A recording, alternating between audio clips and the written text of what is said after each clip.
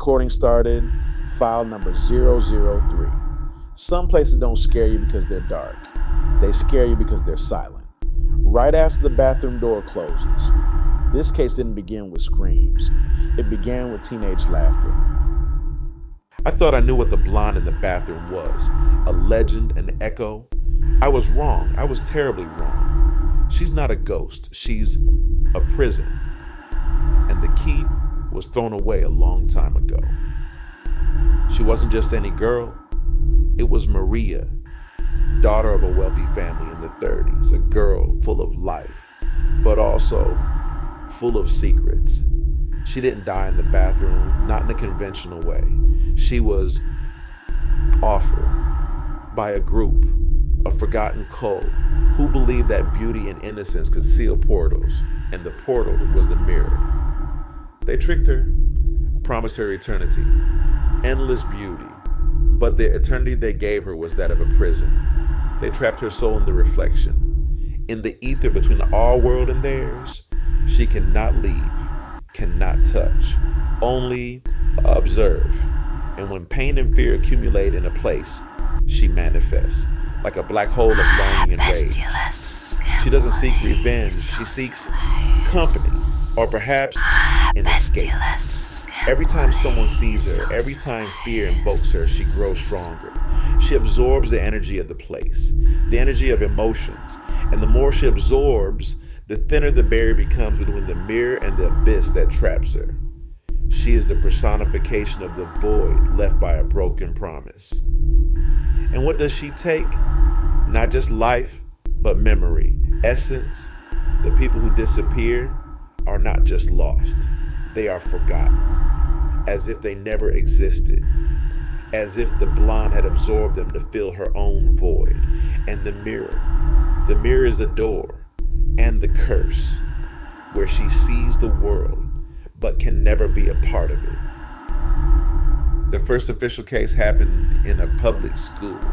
High school student, lunch break, second floor bathroom. Her friend said she walked in laughing, alone. My name is Harry.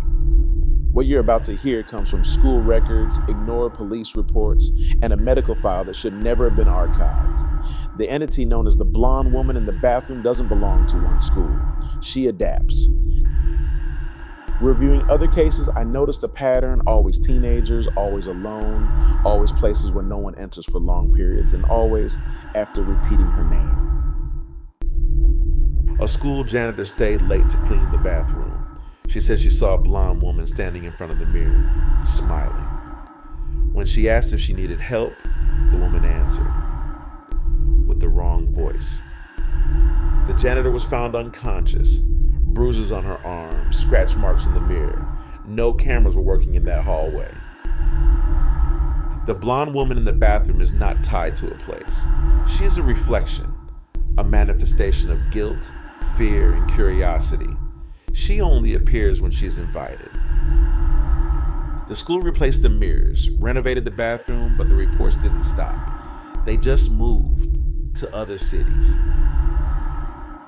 If someone dares you to call her name, remember this: mirrors don't just show who we are. File 003, closed. After the case was officially closed, one detail never made it to the school reports. The original mirror was removed and replaced, but only a few days later, the new mirror began to show the same moisture marks, in the exact same location. There were no leaks, no humidity issues. Even more disturbing, students who had never heard the story started avoiding that bathroom. They all described the same feeling. They felt watched. When I compared this incident with older files, a pattern began to emerge. Different cities, different decades, always the same setting. An old school, a girl's bathroom, a central mirror. Witnesses described a blonde figure appearing in the reflection, even when no one was there. In many cases, the name woman in the bathroom was never mentioned, and yet the descriptions were identical. There is a recurring theory found in unofficial records. Mirrors are not doors, they are observation points. According to witnesses, the entity never leaves the mirror. It watches, it waits, it learns. Perhaps the woman in the bathroom does not attack at random. Perhaps she chooses. Only certain individuals are affected, as if the mirror itself decides who should be noticed. This case cannot be considered closed.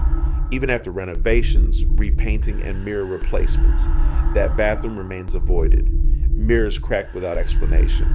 Lights shut off on their own. Some places hold memories, others hold observers. Case file 003 remains active.